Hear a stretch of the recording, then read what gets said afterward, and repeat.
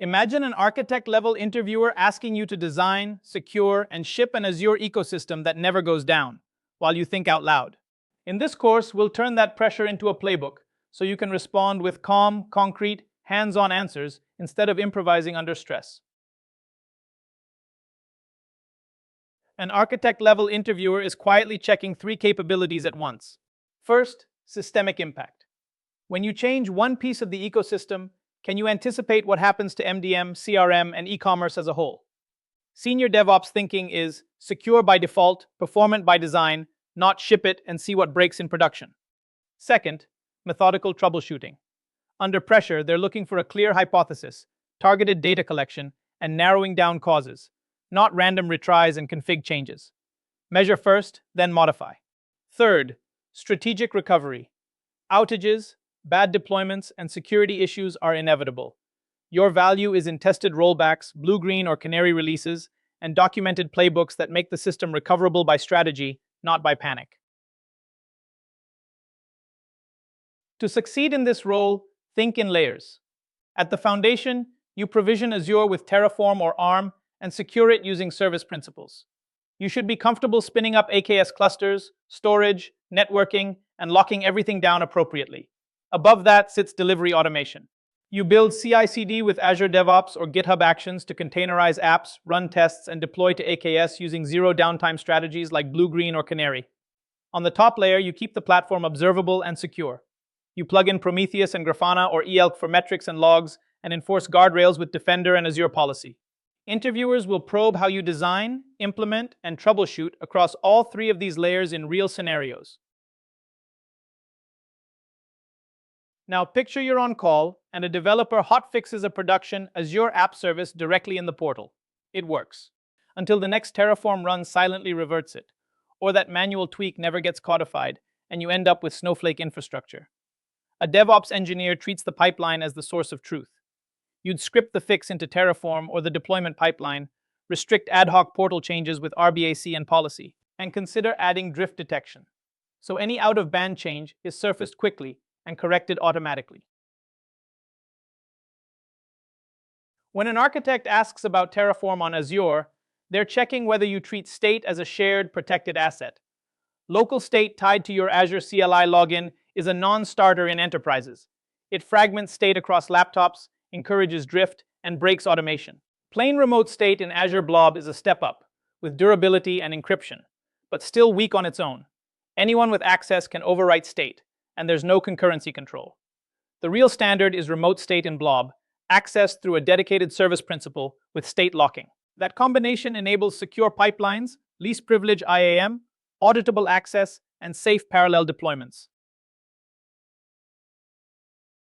Architect-level DevOps interviews often orbit around pipeline optimization and resilience. You might be handed a painful 45-minute build and asked, how would you attack this? You should talk through using Azure DevOps Analytics, finding the slowest tasks, adding dependency caching, and splitting work into parallel stages. Then the focus shifts to reliability. Flaky release gates, unstable API checks, brittle health probes. Here they want to see how you'd add retries, timeouts, and webhooks, and how you'd redesign gates so production deployments aren't blocked by fragile integrations. Targeting 99.9% uptime means more than simply saying, we deploy with CI/CD. You need to choose and justify deployment strategies. Blue-green gives you two identical environments. You push the new version to green, run validation, then flip traffic. If something breaks, you immediately route back to blue. It's very safe, but infrastructure heavy. Canary release narrows the blast radius.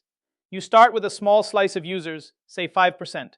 Monitor metrics closely, then ramp up if error rates and latency stay within your targets. Feature flags let you ship dark code and turn behavior on or off at runtime. That's powerful for CRM or MDM changes where you must decouple code deployment from the business rollout. In a B2B e-commerce ecosystem, point-to-point APIs quickly become unmanageable. Every new supplier, inventory source, or downstream system multiplies integrations and failure paths. A more sustainable pattern is event-driven, with two main flows. On the inbound side, you aggregate events into your e-commerce database, inventory updates, catalog changes, supplier data. The store becomes the single consistent source of truth. On the outbound side, checkout events are broadcast to CRM, MDM, and financial systems through an enterprise service bus or event bus. That bus decouples services, buffers spikes, and guarantees delivery even when a consumer is slow or temporarily down. Within that event-driven stack, a DevOps engineer is expected to recognize where each service bus pattern fits. Broadcast is about fan-out. A single event, like an order placed, needs to reach multiple downstream systems independently. You publish once to a topic. CRM, billing, and others each consume and react at their own pace. Interviewers may ask how you'd onboard a new consumer without touching the publisher. Aggregation flips the direction. Multiple upstream systems send product or customer data into one authoritative service, such as MDM. You'll be asked how you handle item potency, ID mapping, and ensuring atomic updates. Bidirectional correlation focuses on syncing two peers safely. You'll be expected to use correlation IDs to avoid update loops, track conversations, and reconcile conflicting changes. A senior DevOps engineer is also expected to think clearly during incidents, such as discovering a container vulnerability. Your first move is to protect production by blocking any new deployments that reference the compromised base image. Then you move into remediation. Update the Docker file to a trusted image, rebuild, and push it through your security scans automatically. Next, you perform a controlled roll forward. Use rolling updates in AKS so you replace vulnerable pods while staying within your availability target. Finally, you close the loop.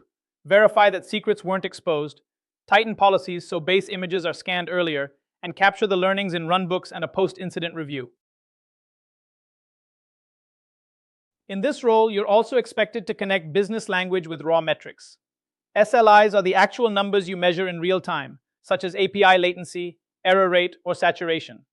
SLOs are the targets you set for those metrics. For example, 99% of requests under 200 milliseconds. SLES are the contractual promises to the business or customers, such as 99.9% uptime per month.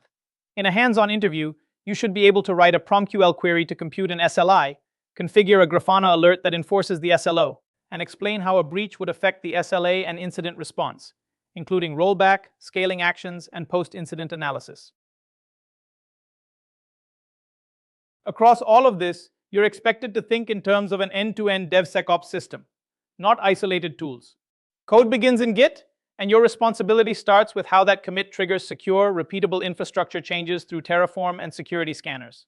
From there, you own how the pipeline builds and versions images, pushes them to ACR, and promotes them into AKS using safe patterns like Canary or Blue-Green. You also ensure events from those services reliably update CRM and MDM via service bus. And you close the loop with metrics, logs, and SLOs that prove the whole ecosystem is healthy, secure, and auditable. Let's translate this into real interview power. First, actually build the Terraform remote state setup. Break it on purpose with 2 simultaneous applies and observe how locking behaves. Be ready to explain why that matters for team safety. Next, script an Azure DevOps YAML pipeline, inject a failing step, and demonstrate that you can roll back cleanly. Then wire up service bus, publish a message, and trace it end-to-end through the consumers. Finally, send metrics into Prometheus, alert in Grafana, and rehearse your response to a page.